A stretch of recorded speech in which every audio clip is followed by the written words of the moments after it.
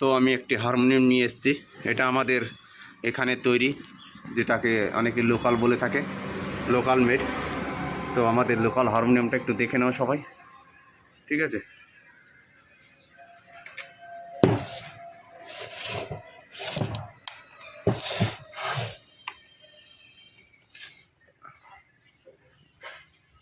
যারা সেলার পাইকারি রেটে কিনতে চাও তারাও নিতে পারবে, কোনো অসুবিধা নেই।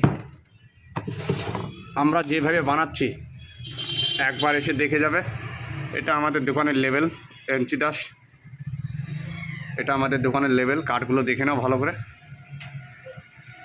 যারা পাইকারি রেটে নিতে চাও তারা নিতে পারবে।